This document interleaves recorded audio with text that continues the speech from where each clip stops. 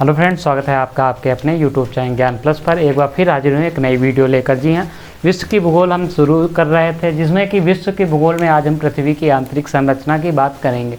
आखिर पृथ्वी के अंदर क्या है जिसे हम निकाल लेते हैं, खनिज निकाल लेते हैं, कोयला निकाल लेते हैं, आखिर ये सारी चीज़ें बनी कैसे हैं। सबसे महत्वपूर्ण चीज़ यही है कि पृथ्वी की आंतरिक संरचना क्या है, क्या क्या मेजर हैं जो पृथ्वी की हम आंतरिक संरचना को मापते हैं। तो हम देखेंगे यहाँ पे मेजरमेंट ऑफ, और घनत्व क्या है पृथ्वी का, जो कि अक्सर परीक्षा में पूछता है। प्रेशर क्या है, ये है। और पृथ्वी क्या तरल है, भूकंप का क्या असर पृथ्वी पे पड़ता है, कैसे भूकंप बनते हैं, ज्वालामुखी कैसे बनते हैं, ये सारी चीज़ों के हम डिस्कस इस वीडियो में करेंगे।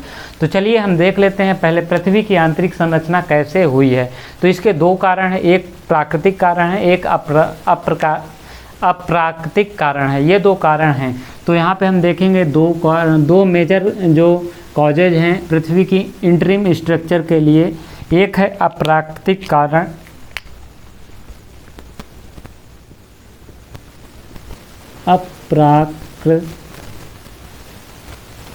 अप्राकृतिक कारण, और दूसरा है हमारा प्राकृतिक कारण।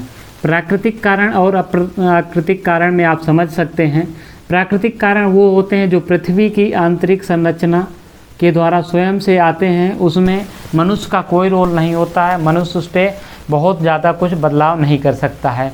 प्राकृतिक साधन में अप्राकृतिक साधन की अगर हम बात करते हैं तो देखिए, प्राकृतिक साधन और अप्राकृतिक साधनों की हम बात करने यहाँ पे जा रहे हैं।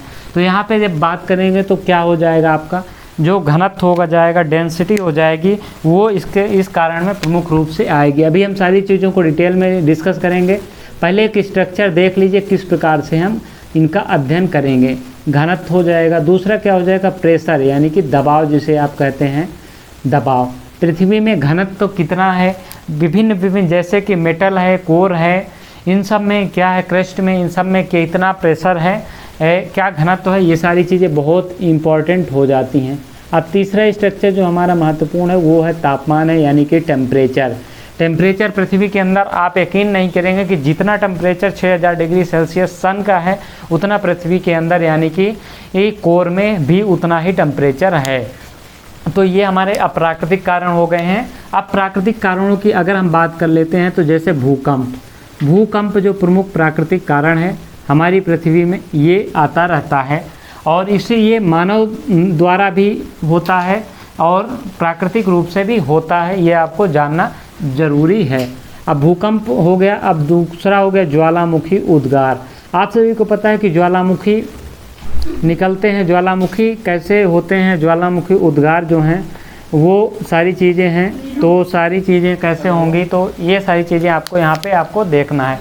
तो प्राकृतिक कारण और अप्राकृतिक कारण, ये दो प्रकार के प्रमुख कारण हैं यहाँ पे। घनत्व, दबाव, तापमान और भूकंप तथा ज्वालामुखी, ये चीज़ आपको यहाँ पे देखना है। अब कैसे हम आपको एक एक चीज़ें यहाँ से लेकर डिस्कस करते हैं, तो चलिए देख लेते हैं। हम पहले सबसे पहले हम देखेंगे क्या प्राकृतिक कारण, अप्राकृतिक कारण देखेंगे, उसके बाद हम प्राकृतिक कारण देखेंगे।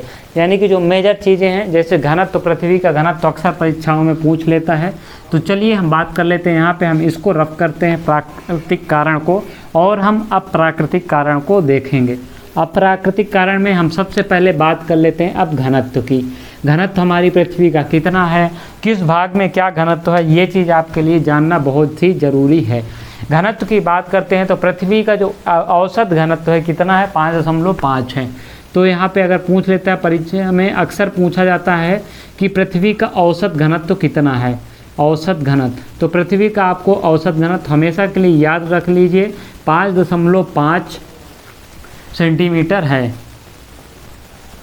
5.5 सेंटीमीटर ग्राम प्रति घन है, सॉरी यहाँ पे 5.5 ग्राम प्रति घन है, ग्राम प्रति घन है। तो जो पृथ्वी का जो औसत घनत्व है वो 5.5 प्रति ग्राम क्या है, घन है। अब पृथ्वी के ऊपरी भाग यानी कि क्रस्ट का घनत्व कितना है, तो ये पूछ लेता है। तो ऊपरी भाग यानी कि क्रस्ट का घनत्व,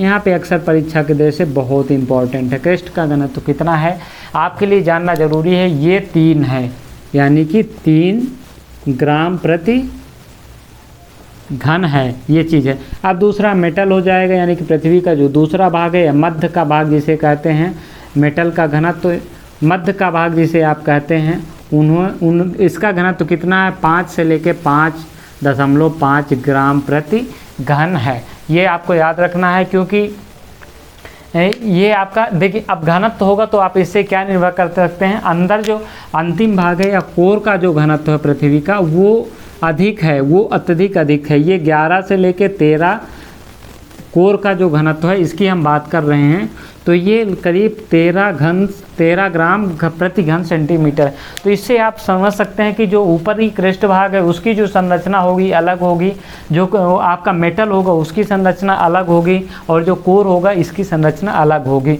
तो इससे आप यहाँ पे समझ सकते हैं अप्राकृतिक कारण में घनत्व जो होगा वो बहुत बड़ा मैटर करता है अप्राकृतिक कारणों में या पृथ्वी की संरचना से संबंधित। अब हम आगे बढ़ते हैं, घनत्व की बात हमने कर ली, अब प्रेशर की बात करेंगे, यानी कि दबाव की। पृथ्वी का दबाव कैसा है, अक्सर परीक्षा में पूछ लेता है कि यहाँ पे दबाव की हम बात करेंगे, तो दबाव की यानी कि प्रेशर की अब हम बात करने जा रहे हैं। देखिए दबाव की अगर हम बात करते हैं पृथ्वी की, तो दबाव से क्या होता है, जब अधिक किसी चीज़ पे आप प्रेशर अधिक डालेंगे तो क्या हो जाएगा, उसकी डेंसिटी बढ़ेगी, यानी कि घनत्व बढ़ेगा।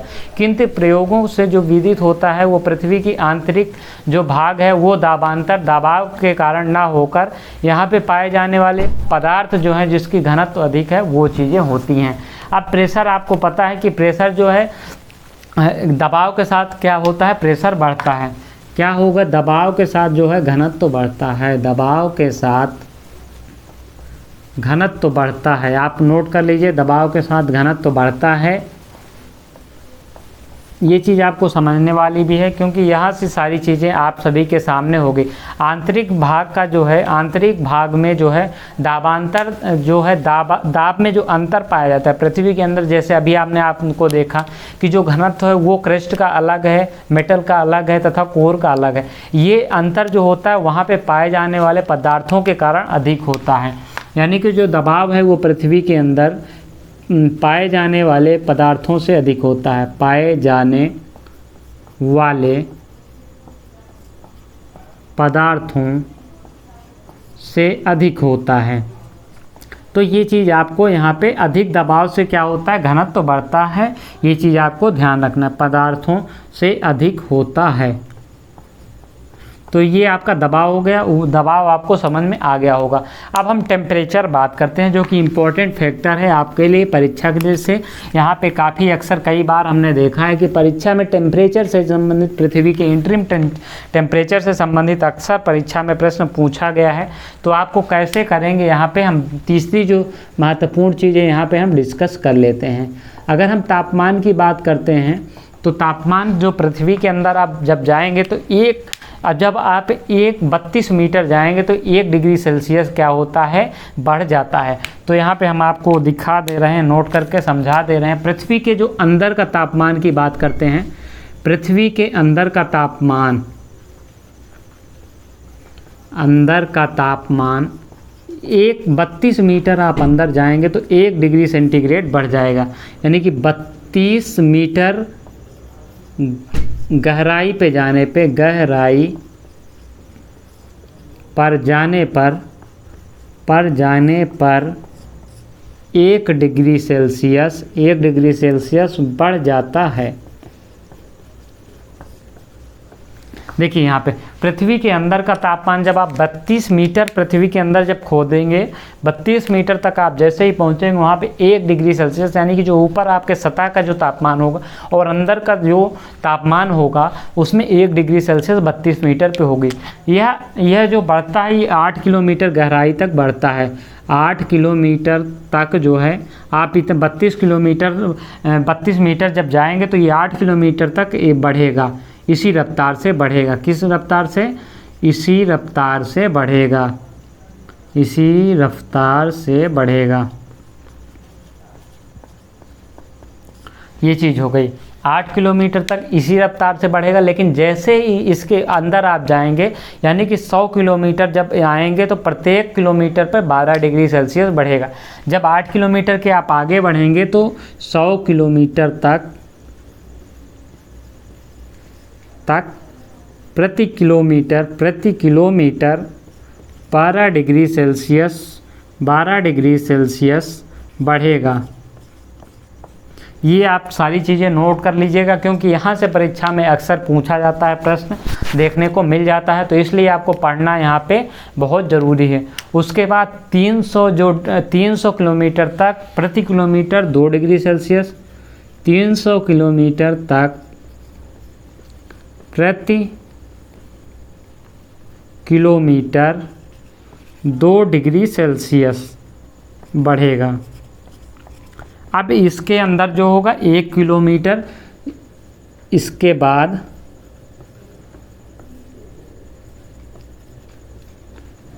प्रति किलोमीटर 1 डिग्री सेल्सियस, प्रति किलोमीटर 1 डिग्री सेल्सियस बढ़ेगा। तो ये चीज़ आपको यहाँ पे जानना ज़रूरी है। यहाँ से अगर तापमान से अक्सर प्रश्न पूछेगा, जब अभी हम इसका जो डिटेल में चर्चा करेंगे वहाँ पे भी आप देख पाएंगे कि ये सारी चीज़ें होंगी, यानी कि प्राकृतिक कारण किस प्रकार से तापमान पृथ्वी के जो आंतरिक भाग में है उसमें परिवर्तन लाता है या परिवर्तन करता है। अब पृथ्वी की जो विभिन्न जो परतें हैं उनकी हम बात कर लेते हैं। पृथ्वी के अंदर की विभिन्न परतों की अब हम बात करेंगे। यहाँ पे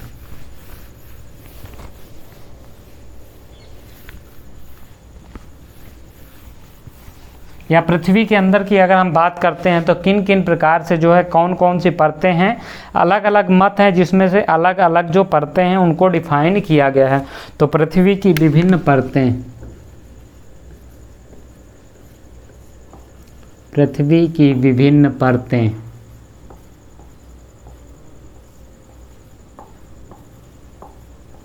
ये आपका जो महत्वपूर्ण जो कारण होगा, पृथ्वी की विभिन्न परतें कौन कौन सी होंगी और कैसे इसका स्ट्रक्चर होगा, ये आपके लिए जानना बहुत ज़रूरी है। अब इसमें अलग अलग मत होते हैं, जो 3 प्रमुख प्रकार के जो मत हैं उसको हम देखेंगे। 3 प्रमुख प्रकार के मत कौन कौन से हैं, क्योंकि यहाँ से जो है कभी कभी परीक्षा में तीनों मत के अलग अलग नाम हैं, इसलिए यहाँ पे अलग अलग पूछ लेता है। तो पहला जो हो जाएगा वो रासायनिक संरचना के आधार पे। किसके आधार पे? रासायनिक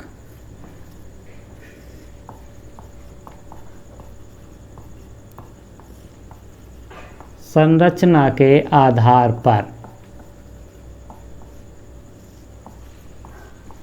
तो पहला क्या हो जाएगा आपका? रासायनिक संरचना के आधार पे। दूसरा हमारा क्या होगा? ये आपके लिए पहला रासायनिक संरचना के आधार पे हो जाएगा। दूसरा भूकंपीय आधार पे।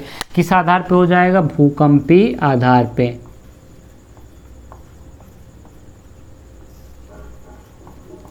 भूकंपीय आधार पर। अब तीसरा और अंतिम की अगर बात करेंगे तो इसका एक अभिनव मत है, यानी कि पृथ्वी के जो विभिन्न परतों के लिए अभिनव मत है। इसमें क्या होगा ये आपको जानना जरूरी है। अब ये 3 हो गए। आखिर पृथ्वी की संरचना के आधार पे कौन कौन से होंगे? तो यहाँ पे आपको पता है कि जो सियाल, सीमा, निफे है, ये विभिन्न परतों का है। सियाल का क्या मतलब होगा ये भी हम आगे अभी डिटेल में इसको डिस्कस करेंगे रासायनिक संरचना के आधार पे। तो पहला जो हमारा क्या हो जाएगा, पहला अगर हम बात करते हैं तो सियाल हो जाएगा, सियाल। दूसरा क्या हो जाएगा? सीमा हो जाएगा। तीसरा निफे हो जाएगा। आखिर कुल मिला के अगर हम बात करें तो पृथ्वी को जो है, चाहे कोई भी मत हो, चाहे भू संरचना के आधार पे, चाहे भूकंपीय आधार पे, चाहे अभिनव मत के आधार पे आप बांट लीजिए। बट यहाँ पे तीनों में क्या हुआ? डिवीज़न 3 ही 3 किए गए हैं, किसी में भी 4 डिवीज़न नहीं किए गए हैं। ये चीज़ आपको जानना ज़रूरी है। तो यहाँ पे क्या हो जाएगा? पहला भूकंपीय आधार पे क्या हो जाएगा? स्थल मंडल।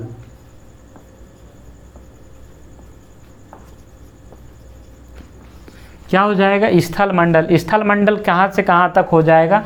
यहाँ पे ग्रेनाइट की अधिकता है, ये 100 से 200 किलोमीटर तक है। 100 से 200 किलोमीटर तक यहाँ पे ग्रेनाइट की अधिकता है। किसकी अधिकता है? ग्रेनाइट की अधिकता है।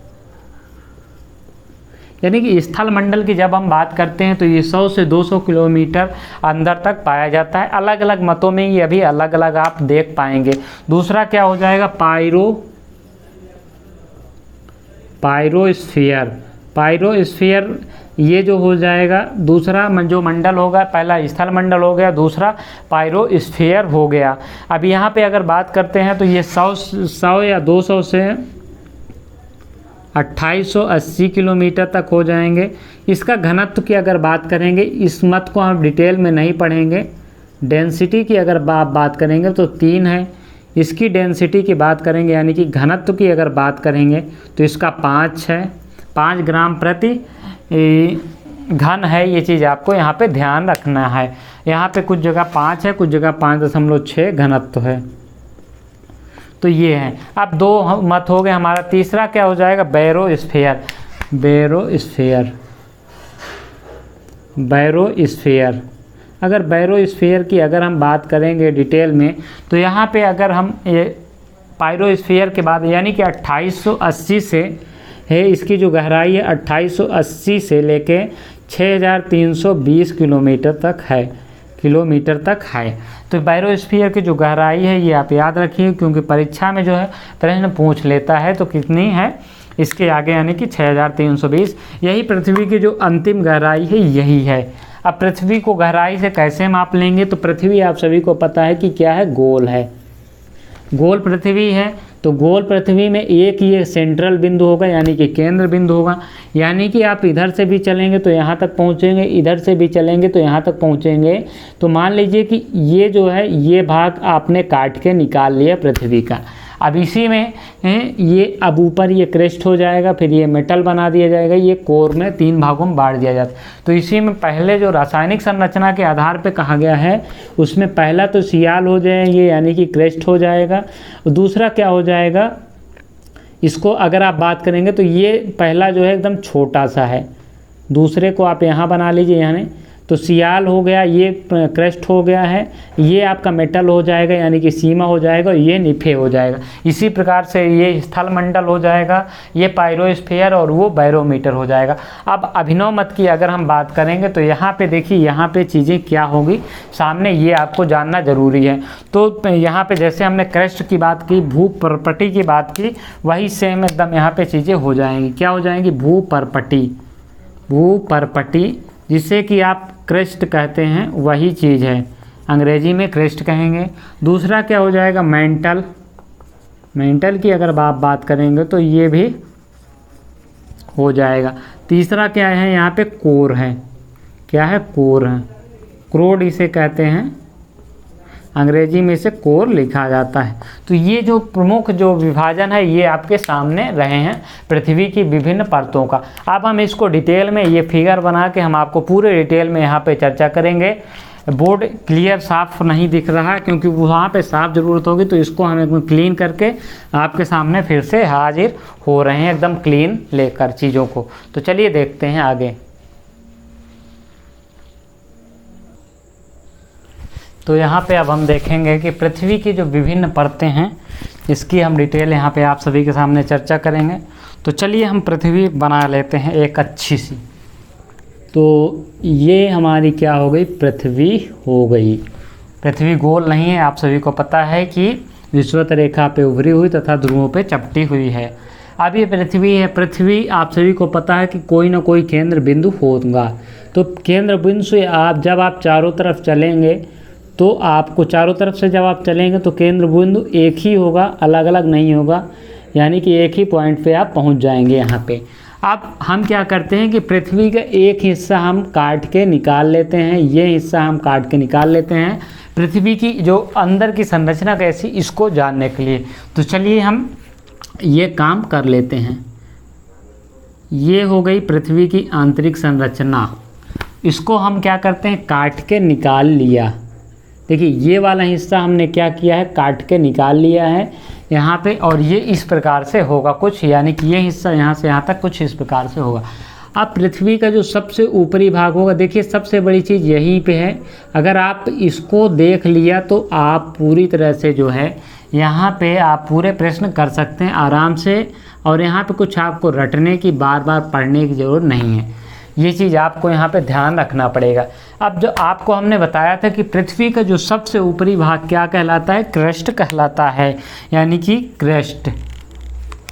तो चलिए हम जिसे क्रेस्ट कह देते हैं, इसे का हम नामकरण क्या कर देते हैं, ये क्रेस्ट है, क्रेस्ट।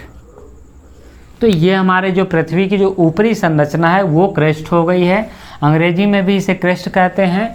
अब देखिए दो चीज़ें यहाँ पे हैं, पृथ्वी का जो मोटा मोटा एक हम विभाजन कर देंगे, जो कि विभिन्न मतों के द्वारा अभी हमने जो पढ़ा है पीछे मत, वो हो जाएगा। तो ये क्रेस्ट हो गया है, ये क्रेस्ट हो जाएगा, ये पूरा भाग क्या हो जाएगा, मेटल हो जाएगा। क्या हो जाएगा, मेटल या मेंटल जिसे कहते हैं। अब ये हमारा अंतिम भाग क्या हो जाएगा, कोर हो जाएगा, कोर हो जाएगा। अब यहाँ पे देखने वाली बहुत ज़रूरी चीज़ है कि इस जो क्रेस्ट को है क्या होता है, क्रेस्ट का भी यहाँ पे दो विभाजन कर दिया जाता है, यानी कि कुछ को यहाँ पे क्रेस्ट तो एक ही रहता है, लेकिन यहाँ पे एक मोटी लाइन खींची जाती है। इसका मोटी लाइन खींचने का क्या है, जो घनत्व के आधार पे है इसका विभाजन, इसको मोटी लाइन आपने वहाँ पे देखा होगा। इसकी जो नॉर्मल जो अगर हम बात करते हैं इसकी जो लंबाई की, तो ये कितने किलोमीटर है, तो ये 30 किलोमीटर से लेकर 200 किलोमीटर तक है। यानी कि इसको हम रफ़ कर दे रहे हैं, क्योंकि उधर हमको काफ़ी चीज़ें अभी लिखनी पड़ेंगी, तो इसको हम रफ़ कर दे रहे हैं। चलिए इसको हमने रफ़ कर दिया है। तो यहाँ पे अगर इसकी लंबाई की बात किया जाए तो इसकी लंबाई विभिन्न जगहों पे कितनी दी हुई होती है, 30 किलोमीटर से 200 किलोमीटर तक। कितनी होती है, 30 किलोमीटर से लेकर 200 किलोमीटर तक। अलग अलग जगह पे हैं। महाद्वीप पे क्या होती है, ये महाद्वीपों पे मोटी होती है तथा महासागरों पे पतली होती है। ये चीज़ आपको यहाँ पे ध्यान रखना है। अभी क्रेस्ट की लंबाई हो गई है। क्रेस्ट के अगर हम घनत्व की बात करते हैं तो यहाँ पे ये भी महत्वपूर्ण हो जाता है, क्योंकि घनत्व पूछ लेता है। तो घनत्व आपका जो है इसका कितना हो जाएगा, 3 ग्राम प्रति घन सेंटीमीटर होता है। इसका क्या हो जाएगा, घनत्व हो जाएगा। अब ये बताइए, परीक्षा में प्रश्न पूछ लेता है कि जो क्रेस्ट का निर्माण किससे हुआ है। क्रेस्ट का निर्माण सबसे बड़ा सवाल यहाँ पे पूछ लेता है। तो क्रेस्ट का निर्माण किससे हुआ है, सियाल से हुआ है। किससे हुआ है, सियाल से। आखिर ये सियाल क्या है, तो क्रेस्ट की अगर बात करेंगे तो यहाँ पे सिलिका एल्युमिनियम की अधिकता पाई जाती है। एल्यूमिनियम इसीलिए क्या क्या आ गया है, इसको सियाल कहा गया, यानी कि सिलिका और एल्युमिनियम की यहाँ पे अधिकता पाई जाती है, इसलिए इसको सियाल कहा गया है। वहीं मेटल की अगर आप बात करेंगे तो मेटल की पहले हम लंबाई की यहाँ पे बात कर लेते हैं, गहराई की। तो जो इसकी गहराई हो जाएगी वो कितनी हो जाएगी, ये चीज़ यहाँ पे परीक्षा में पूछ लेता है। तो इसमें आपको ध्यान देना है कि ये 200 से लेकर 2900 किलोमीटर गहरी है, 2900 किलोमीटर तक गहरी है। और यहीं इसकी बात करते हैं तो 29 से लेकर अगर यहाँ तक बात करेंगे तो ये अभी हमने देखा था कहाँ, 6320 किलोमीटर। दो चीज़ें यहाँ पे बड़ी चीज़ हो गई, एक 30 से लेकर 200 किलोमीटर तक, 6371, कुछ जगह 6320, कुछ जगह 6371 किलोमीटर है। आप याद रखिएगा अलग अलग किताबों में। हालांकि परीक्षा वाला जो है 6371 ही है, इसलिए हम कन्फ्यूजन ना रहे, इसको हम इसलिए रफ कर दे रहे हैं। ज़्यादातर किताबों में यही आपको मिलेगा तथा आपको परीक्षा में भी यही देता है, इसलिए हमने इसको यहीं रहने दिया। अब हम बता रहे हैं आपको चीज़ों को। अब देखिए ये घनत्व हो गया है। घनत्व के बाद अब हमने यहाँ पे देखा है लंबाई हमने देख ली। अब मेटल को दो भागों में बांटा जाता है, विभिन्न विद्वानों द्वारा मेटल को दो भागों में बांटा गया है। तो एक क्या हो जाता है, ऊपरी मेटल, और एक हो जाता है निचला मेटल, यानी अपर मेटल और डाउनवर्ड मेटल जो हो जाता है, इसे क्या कहते हैं, ऊपरी मेटल। ऊपरी मेटल ये हो जाएगा निचला मेटल।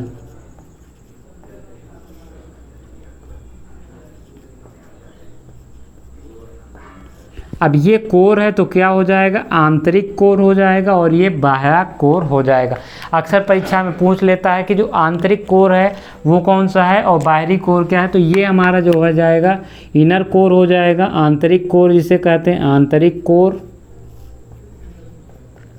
और ये हमारा हो जाएगा बाह्य कोर यानी कि आउटर कोर, बाहरी कोर। अब आंतरिक कोर जो है, इनर कोर और आउटर कोर को आप कैसे यहाँ पे डिसाइड कर रहे हैं, तो इसका हम चीज़ों को अभी आपको हम देख रहे हैं। अब हम घनत्व की बात कर रहे हैं, तो घनत्व आपको जानना ज़रूरी है। जो मेटल का घनत्व, तो हमने क्रेस्ट का घनत्व तो देख लिया है। अब मेटल के घनत्व की अगर बात करते हैं तो ये अलग अलग जगह अलग अलग आपको मिलेगा, यानी कि जैसे ही आप ऊपर से अंदर की ओर बढ़ेंगे यहाँ पे, तो ये आपको जानना ज़रूरी हो जाएगा कि इसकी घनत्व कितना है। तो अलग अलग जगहों पे आप 5.5 से मेटल का जो है 10 ग्राम प्रति घन सेमी आप इसको पाएंगे। इसी प्रकार से अगर हम क्रेस्ट की बात करें यानी कि कोर की अगर हम बात करेंगे, तो ये अलग अलग जगहों पे 13 से लेकर 13.6 ग्राम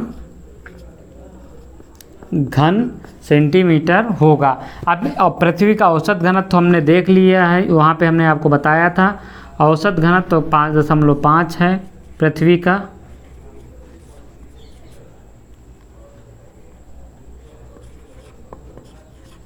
ये हो गया हमारा। तो ये कुछ बेसिक चीज़ें हमने यहाँ पे देख ली हैं। क्रेस्ट हो गया, ऊपरी मेटल हो गया है ये। अब इसकी सियाल सीमा, अब हाँ, अब यहाँ पे जैसे सियाल हमने ऊपरी परत कर ली है, अब हम दूसरी परत को क्या कहेंगे यहाँ पे, इसका नामकरण हो जाएगा सीमा। सीमा, आखिर सीमा क्या होगी, तो यहाँ पे सिलिका तथा देखिए यहाँ पे एल्युमिनियम हो गया, यहाँ पे सियाल सीमा से क्या होगा, सिलिका और मैग्नीशियम की यहाँ पे अधिकता है। किसकी है, मैग्नीशियम। तो क्रेस्ट में आपकी जहाँ सिलिका तथा एल्युमिनियम की अधिकता है, उसी प्रकार से सियाल सीमा यहाँ पे सिलिका तथा मैग्नीशियम की अधिकता पाई जाती है। अब आगे हम बात करेंगे तो कोर जो है, कोर क्या हो जाता है, निफे हो जाता है, निफे। अब निफे का क्या हो जाएगा, तो यहाँ पे Ni से हो जाएगा निकिल हो जाएगा, और Fe किसका होता है, आयरन का होता है। तो निकिल तथा आयरन की अधिकता है। आखिर ऐसा क्यों है और यहाँ का घनत्व क्या है, तो आप सभी को पता है कि जो पृथ्वी, जब शुरू में पृथ्वी का निर्माण हुआ तो क्या हो जाएगा कि पृथ्वी जो है लिक्विड फॉर्म में थी, क्योंकि यहाँ का टेम्परेचर अधिक था। फिर क्या हुआ कि अधिक बारिश होने के कारण यहाँ का जब टेम्परेचर धीरे धीरे क्या होने लगा, लो होने लगा। अब जब टेम्परेचर लो होगा तो आप सभी को पता है जब कोई चीज़ लिक्विड होता है तो भारी चीज़ क्या होती है, नीचे जाके बैठ जाती हैं और हल्की चीज़ें ऊपर तैरती रहती हैं। इसी ठीक प्रकार से जब पृथ्वी बनी थी तो उसका घनत्व जो है ये लिक्विड फॉर्म में थी, और जो भारी चीज़ें हैं वो क्या हो गई, नीचे भारी पदार्थ जो हैं वो नीचे आके कोर, आंतरिक कोर, बाहरी कोर में बैठे। सबसे भारी पदार्थ बाहरी कोर में बैठे और उससे हल्के पदार्थ आंतरिक कोर में, और इसी प्रकार से हल्के ऊपर। तो यहाँ पे आप देखेंगे चीज़ों को, तो यहाँ पे आप निकिल तथा आयरन ये जो हो जाए इसका घनत्व तो काफ़ी अधिक होता है, यानी कि ये भारी होते हैं इसलिए ये नीचे आके। फिर यहाँ पे सिलिका तथा मैग्नीशियम कम भारी पदार्थ होता है इसलिए यहाँ पे, और यहाँ पे आप देख सकते हैं। तो यहाँ पे इस प्रकार से कुछ पृथ्वी का फॉर्मेशन हुआ है। आपको इस प्रकार से आप जानना है कि यहाँ पे निकिल तथा लोहा का यहाँ पे। अब देखिए कौन सा पृष्ठ क्या है, तो आप सभी को परीक्षा में पूछ लेता है कि कौन सा जो है जो क्षेत्र है वो कौन सा ठोस है, कौन सा तरल माध्यम से है। तो देखिए आप पूरे पृथ्वी की बात कर रहे हैं, आप किसी क्षेत्र में जैसे लिक्विड पानी पाया जाएगा, कहीं ज्वालामुखी कैसे बनेगा इसके हम अलग से डिस्कस करेंगे। लेकिन देखिए ये सारी चीज़ें क्या किस में पाई जाती हैं, ये सारी चीज़ें ठोस में हैं, ये ठोस है। पृथ्वी का पूछ लेता है कि आंतरिक भाग कौन सा क्या है, तो ये आपको ध्यान रखना है। तो अगर यहाँ पे आप ध्यान रखेंगे पृथ्वी के आंतरिक भाग की, तो यहाँ पे आपको ये क्या है, तरल माध्यम से है, तरल है यानी कि गाढ़ा तरल है, क्योंकि यहाँ पे अत्यधिक प्रेशर के कारण यहाँ पे जो चीज़ें हैं वो ठंडी नहीं हो पाती हैं, और जिससे कि यहाँ पे हमेशा तरलता बनी रहती है। ये चीज़ हो गई। अब हम आपको एक चीज़ महत्वपूर्ण फैक्ट्स बता देते हैं जो कि इम्पोर्टेंट है। यहाँ पे सबसे पहले ये चीज़ें हो गई। अब हम एक असंबद्धता से प्रश्न पूछ लेता है कि कौन सा किस असंबद्धता से है, या असंबद्धता क्या होती है, जो होती है एक जो दूसरे चीज़ों को कोई ऐसा क्षेत्र जो होता है जिसकी विशेषताएँ दोनों क्षेत्र से ना मिलती हों, यानी कि असंबद्ध हो जाता है। यानी कि इस क्षेत्र, मान लीजिए कि यहाँ पे कोई ये क्षेत्र है या निचला मेटल तथा ऊपरी मेटल है, वो नीचे ऊपरी मेटल तथा निचला मेटल है। यहाँ पे बात करेंगे, ये एक ऐसा संक्रमण क्षेत्र होता है, असंबद्ध क्षेत्र होता है, जहाँ पे ना तो इसकी विशेषता पाई जाएगी ना इसकी विशेषता पाई जाएगी। तो यानी कि या तो हो सकता है कि इन दोनों की विशेषताएं मिक्स रूप से पाई जाएं, तो इसी को कहते हैं असंबद्धता। इसका जो है यहाँ पे तो इसका विभाजन कैसे होता है, कौन सी असंबद्धता कहाँ है, परीक्षा में पूछ लेता है।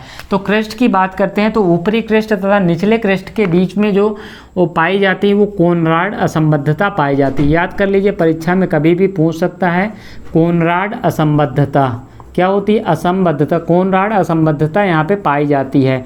तो क्रेस्ट, ऊपरी क्रेस्ट तथा निचली क्रेस्ट के बीच में जो वो असंबद्धता पाई जाती है, यानी कि यहाँ पे ना ऊपरी क्रेस्ट की विशेषताएं पाई जाती हैं ना नीचे ऊपरी मेटल की विशेषताएं पाई जाती हैं, दोनों अलग प्रकार से विभाजित है, तो ये कोनराड असंबद्धता हो जाती है। और आगे हम बात करते हैं यहाँ पे ये कोनराड असंबद्धता, अगर आप यहाँ पे मेटल, ऊपरी मेटल तथा निचली मेटल की बात करेंगे तो यहाँ पे आपको देखना है यहाँ पे कौन सी असंबद्धता है, तो यहाँ पे मोहो असंबद्धता है। कौन सी असंबद्धता है, मोहो असंबद्धता। ये आपको ध्यान देना है कि ये घनत्व के आधार पे असंबद्धता ऊपरी मेटल तथा जो है निचले मेटल के बीच में जो पाई जाती है वो मोहो असंबद्धता पाई जाती है। अब अगर हम बात करते हैं यहाँ पे, तो देखिए यहाँ पे दो प्रकार की परतें हैं, एक ऊपरी घनत्व था और ये आपकी मोहो असंबद्धता हो गई। मोहो असंबद्धता की अगर हम बात करते हैं तो इसको देखिए, दो चीज़ें हैं यहाँ पे, ये अभी थोड़ा सा संशोधन अभी यहाँ पे है। यहाँ पे इसको कुछ विद्वान जो है 30 से 200 किलोमीटर मानते हैं, कुछ 30 किलोमीटर ही लिमिट मानते हैं। तो यहाँ पे एक और जो है जो असंबद्ध क्षेत्र है, यानी कि जो कोनराड असंबद्धता है, कोनराड साहब जो हैं इन्होंने जिनका कि प्रतिपादन किया इन असंबद्धताओं का कि कैसे अलग किया है, इन्होंने यहाँ पे एक और रेखा खींच दी, क्योंकि यहाँ से इन्होंने कहा कि ये जो क्षेत्र है ऊपरी कोर और निचली कोर का, इन दोनों में तो अलग विशेषता पाई जाती है, लेकिन एक और क्षेत्र ऐसा होता है जिनकी विशेषता भी अलग पाई जाती है, इसी को इन्होंने मोहो असंबद्धता कहा था। ये चीज़ आपको ध्यान देना है। लेकिन जो ऊपरी मेटल तथा निचली मेटल की जो विशेषताएं हैं यहाँ पे इनको इन्होंने अलग बांट दिया है। इनको इन्होंने नाम दे दिया था रेपेटी असंबद्धता। किसी क्या नाम से दिया है, रेपेटी असंबद्धता। ये आपको ध्यान रखना है, परीक्षा में अक्सर यहाँ से प्रश्न पूछ लेता है। तो ये हो गया। अब ऊपरी जो है निचला मेटल तथा आंतरिक कोर, यानी कि बाहरी को आंतरिक कोर में जो डिफरेंस पाया जाता है, एक चीज़ यहाँ पे आपको हमने थोड़ा सा मिस्टेक कर दी है। यहाँ पे ये जो हो जाएगा ये बाहरी कोर हो जाएगा और ये आंतरिक कोर हो जाएगा। ये चीज़ आपको ध्यान रखना है, हमने जल्दबाजी में लिख दिया था। आपको ये जो हो जाएगा ये बाहरी कोर हो जाएगा, क्या हो जाएगा, बाह्य कोर हो जाएगा, और ये इनर कोर हो जाएगा, ये आउटर कोर, आंतरिक कोर हो जाएगा। यानी कि आउटर कोर होगा, ये हो जाएगा इनर कोर हो जाएगा, इनर कोर। अब ये चीज़ें हो गई हैं, तो यहाँ पे रेपेटी असंबद्धता हो गई है चीज़ों को, और यहाँ पे रेपेटी असंबद्धता हो गई है। अब आगे हम देखेंगे तो यहाँ पे क्या हो जाएगा, गुटेनबर्ग असंबद्धता, यानी कि जो निचला मेटल और बाहरी मेटल को जो अलग करेगा वो क्या हो जाएगा, आपको याद रखना है, गुटेनबर्ग असंबद्धता। यहाँ पे हम नामकरण इनका कर देते हैं गुटेनबर्ग, गुटेनबर्ग असंबद्धता। तो ये हमारा जो इनर कोर है, यानी कि जो आउटर कोर है, और निचला जो मेटल है यानी कि लोअर मेटल है, यहाँ इनको अलग करता है। ये चीज़ आपको, एक और यहाँ पे जो क्षेत्र बचता है दोनों का संक्रमण क्षेत्र हो जाता है लेहमैन असंबद्धता, क्योंकि यहाँ पे जो लोहा की अधिकता पाई जाती है, इसलिए इसको लेहमैन असंबद्धता कह दिया गया, लेहमैन असंबद्धता। ये हो गया। तो ये चीज़, ये प्रमुख हमारे जो डिवीज़न हो गए हैं। आखिर इन सबको याद कैसे करेंगे, आपकी समस्या ये भी है। तो आपको एक ट्रिक है, कोमा रे गल। ट्रिक क्या हो जाएगी, ट्रिक जो हो जाएगी हमारी कोमा रे गल, कोमा रे गल। अब देखिए, को से कोनराड असंबद्धता हो जाएगी, मा से मोहो असंबद्धता हो जाएगी, रे से रेपेटी असंबद्धता, गा से गुटेनबर्ग लासे लेहमैन असंबद्धता। तो इसको आप यहाँ से ट्रिक से याद कर सकते हैं अगर कोई कन्फ्यूजन हो तो ये जो सारी चीज़ें हैं जो प्रमुख रूप से परीक्षा की दृष्टि से इम्पोर्टेंट है, ये हमने आपके लिए करा दिया है। इसको आप याद रखिएगा, चाहे तो स्क्रीनशॉट ले लीजिए, क्योंकि यहाँ से बहुत अक्सर प्रश्न पूछते हैं। इसके अलावा जो है आपको कुछ नहीं आना है परीक्षा में, ये चीज़ आपको ध्यान देना है। अब यहाँ पर हम आपको बता देते हैं कि जो एक महत्वपूर्ण चीज़ और यहाँ पे बच रही, जो अगर हम बात करते हैं कोर का जो है, जो अगर कुल मिला के हम बात करते हैं तो पृथ्वी का आयतन जो है 16% है।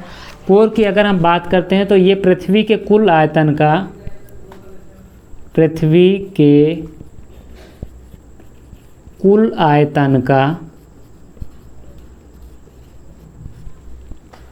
16% है। कोर जो है, इनर कोर और आउटर कोर जो है, पृथ्वी के कुल आयतन का कितना है, 16% है। तथा द्रव्यमान जो है, तथा द्रव्यमान की अगर हम बात करते हैं, द्रव्यमान की, तो ये आपका 32% हो जाएगा, यानी कि ठीक आयतन से दुगना हो जाएगा। तो ये चीज़ आपको यहाँ पे ध्यान रखना है। अब समस्त पृथ्वी की अगर हम बात करते हैं तो समस्त पृथ्वी में अक्सर परीक्षा में पूछ लेता है कि क्या अधिक पाया जाता है। तो समस्त पृथ्वी की अगर हम बात करेंगे तो यहाँ पे सबसे अधिक लोहा पाया जाता है, उसके बाद ऑक्सीजन। यहाँ पे हम लिखे दे रहे हैं